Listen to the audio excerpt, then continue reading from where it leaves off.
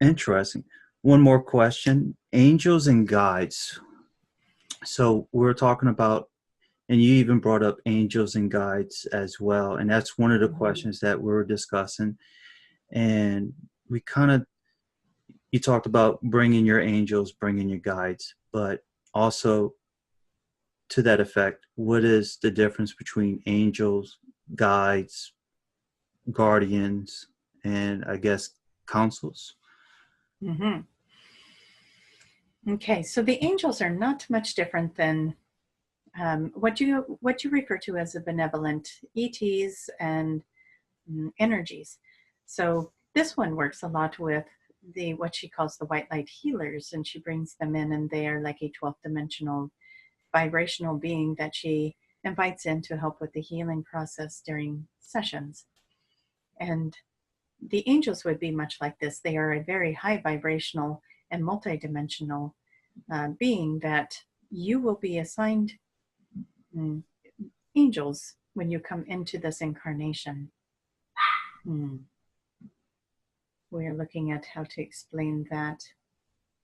These beings, they are, again, we want you to step out of the idea that anything is limited by time or space.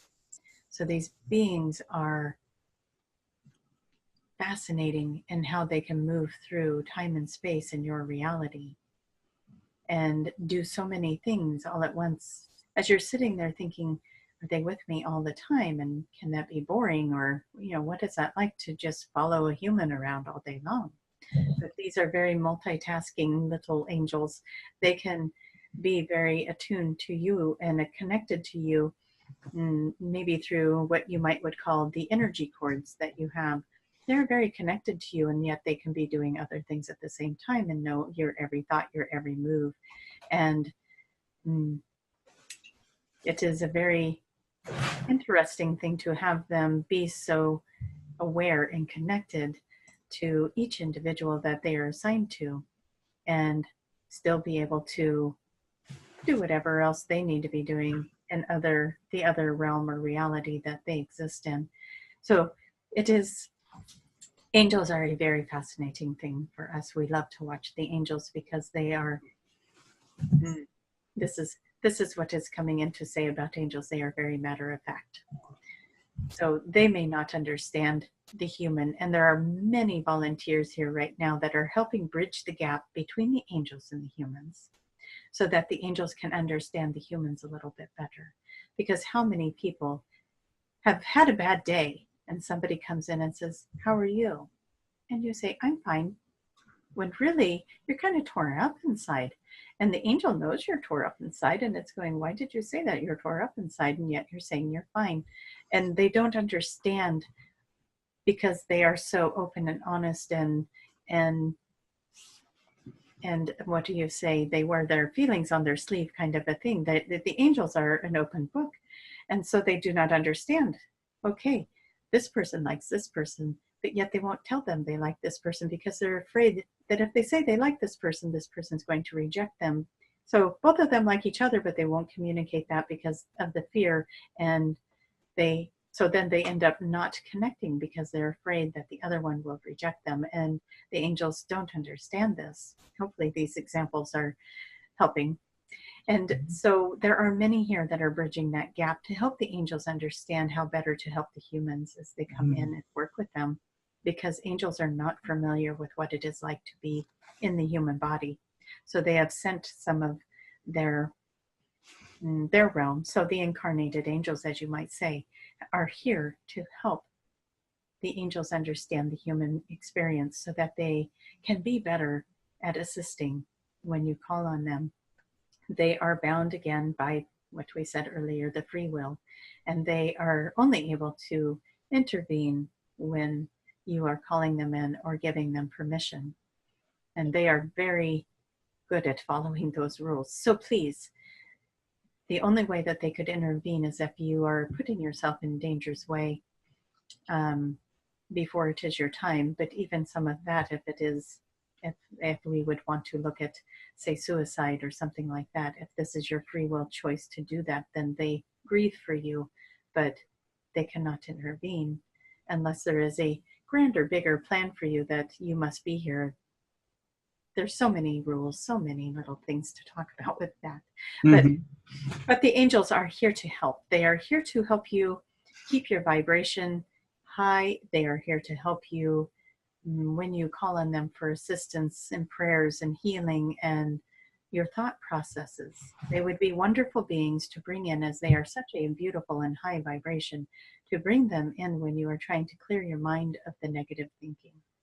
When you are trying to, we're going to take trying out of this, when you are moving the energy of the old thought forms out of your energetic field, out of your vibrationary field, call the angels to help you do that. And then we're going to jump over to the guides. Guides are, as best description, you have a good description of guides in your reality. A guide is somebody that has been in the human experience and has been through that before. And a lot of times the guides will be loved ones that are connected to your soul family. And they are here to help you through your journey, as in another time frame you were there to help them through theirs as their guide. And so just like you take turns coming in as siblings or parents or whatever role you're playing, you also take turns as being each other's guides in the soul family. So this is a whole different group. This is your soul family that you come and reincarnate with. And this is, we are going to take that to another level. So that is one level of your guides, soul family members that come in to help you in your journey. And sometimes if the soul family member has left their physical body without learning all of their lessons, and you have a similar lesson to learn, sometimes they will piggyback onto you as your guide so that they may also learn the lesson through you without having to come into another incarnation. So that is another thing that happens there. It is a exchange of soul energy and soul family contracts. The next level of guides is versions of yourself. Versions of yourself from other lifetimes that you have learned. And the access of that consciousness is in the high self. And so some of the guides that you see coming in, that come in around you, that you're like, oh my gosh, I have, maybe I have, I'm trying to think of somebody famous that everybody will know. Some Egyptian god coming in to help me move through. Maybe you have Horus or Thoth or Cleopatra coming in to help you move through. Or let's go into some of these energies that maybe are not so powerful, but in times of great knowledge that you have picked up all of this knowledge, and so they are versions of your higher self coming in and tapping you on the shoulder to remind you of who you were in other lifetimes, of your strength in other lifetimes. And we go to, so that is another one, and we can feel this one is fading. So we apologize as our communication is starting to get a little choppy. The next one that it comes in, we're going to go to your spirit animals. Maybe you are connected to the hawk or to the deer or to a bear. These are also lifetimes that you had of great strength, and these are messengers of different insights, like any bird animal that comes in is your connection to the high self or to spirit, because they of course are higher.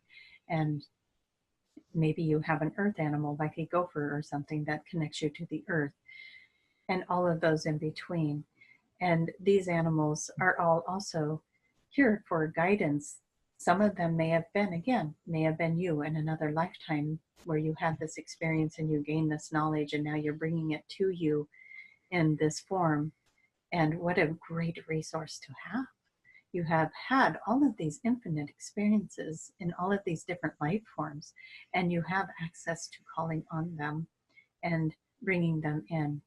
And this one here is saying, is this like the Akashic Records? Because you wanted to know about those. And this is much like the Akashic Records. You have all of this access within yourself, and why not pull from these resources? And so your guides could be much like pulling resources from your Akashic Records of lifetimes that you have had, that you had knowledge. You've been wizards, you've been animals, you've been trees, you've been everything, you've been fairies, you've had so many different experiences. Why not pull from those? And we are forgetting one. We were going to go to one more, and we cannot remember what that was. Was it guardians by any chance? Guardians? Or is that the same as guides? We were going to go to spirits and saints, angels. What do we call it? The ascended masters. That is where we were going to go. The ascended masters. So when you get a guide like Jesus or Buddha or, you know, any of those ascended masters, this is, again, an access of consciousness of the collective of great wisdom that is being shared with everyone. These are yet another form of guide that can come in and guide with you. And some of these guides stay with you always, and others come and go. So we do not want to limit that. This evolution of guides can keep going as you keep raising your vibration.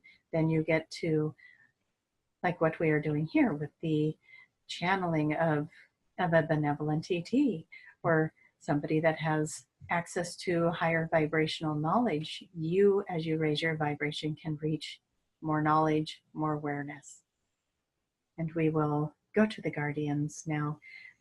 This one is not quite sure what you mean by guardians, so we're going to have you explain that because we're using her access. In other videos, they talk about that each one of us has angels that protect us, guides, and guardians. So it's they talk about it in certain books as well, that there's certain guardians that we have that protect us and look over us. I don't know if that's different from guides or if that's different. Maybe this particular guardian question, as we were looking at that, this is going to be an individual, like we have talked a lot about the volunteers. We have talked a lot about the ascension process with the volunteers, and those volunteers have different guardians than, say, somebody who is not on the ascension path as of yet. And so there is going to be a group of guardians that is protecting like this one here has guardians that are protecting her against psychic attacks, against energies that are not serving her at this time, so that she can continue to do the work and bring in the ascension pieces. And it's same with you as a volunteer. And for all of you listening, if you resonate with the volunteer and you are out there doing the work and you are bringing in that light, you are going to have this extra level of protection around you to help you get the information you need to get in to this reality in here. So there is, we do not know if we are answering your question, but it is showing us this is what we are being shown. And that would be different from what somebody that is maybe not acting as a volunteer at this time and is just on a karmic cycle of the planet may have a different type of guardian. And it could be that it is their guides and their angels that are acting in that role. Okay, that makes sense. And when they said guardians, that it's for protection, and you answered exactly to, you know, an extra layer of protection that these guardians are protecting you. So very good. One last thing, angels. Do angels have wings? And what do angels look like?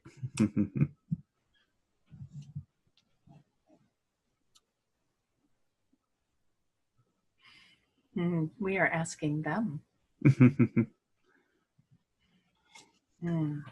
We are seeing them as light, as vibrational light, and that they can make the image that is pleasing.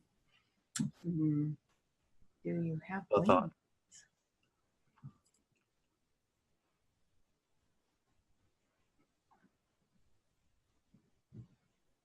It is cute. They are showing us versions of the human design of an angel with big, massive wings and the manly, burly bodies and the golden, flowy hair. And we giggle because they are this beautiful energy. And they can take on that human form. And their vibration is very high. They do not need wings. is what we are hearing. We do not need wings.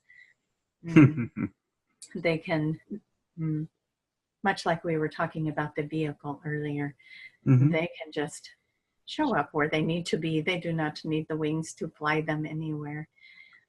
So the answer would be no, they do not have the wings.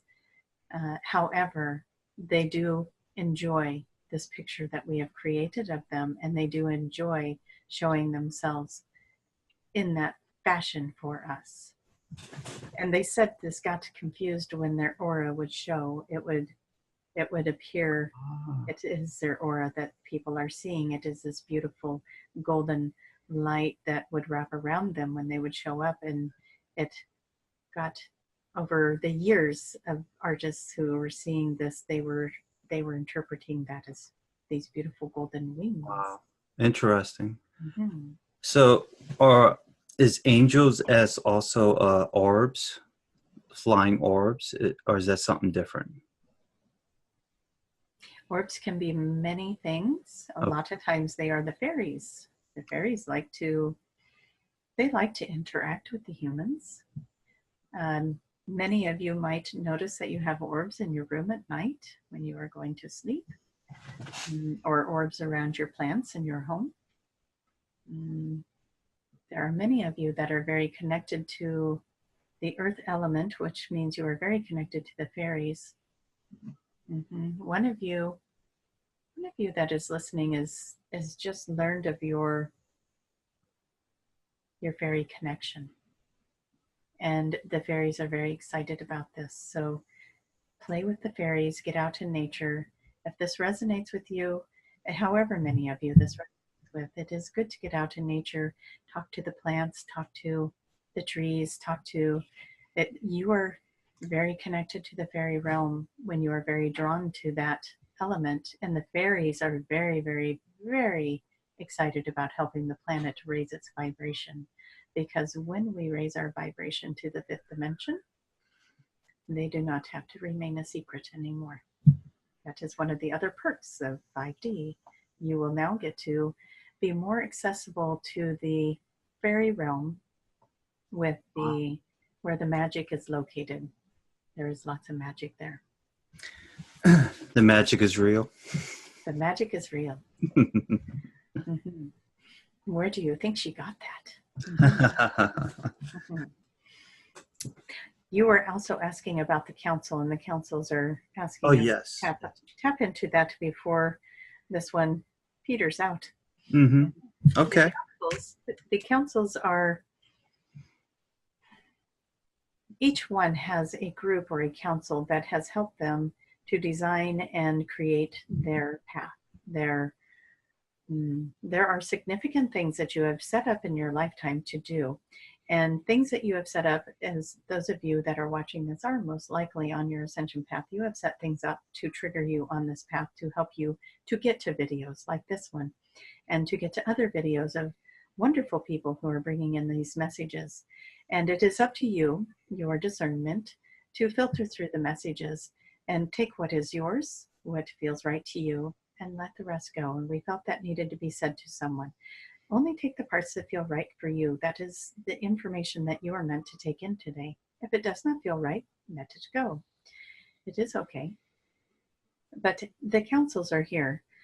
They come in to help you design and orchestrate what you will have lined up, the lessons you will learn, the things you will take on and transmute. And a lot of you are transmuting energy that isn't, you may feel overwhelmed by energy right now, and it is because you are being the vehicle to transmute the energy for your soul group. Those who are not quite there yet, those loved ones that we spoke of earlier that we were afraid are not going to make it to the 5th dimension, you are doing 24/7 working with moving their energy and helping them move it and helping them transmute it. There's a lot of things going on.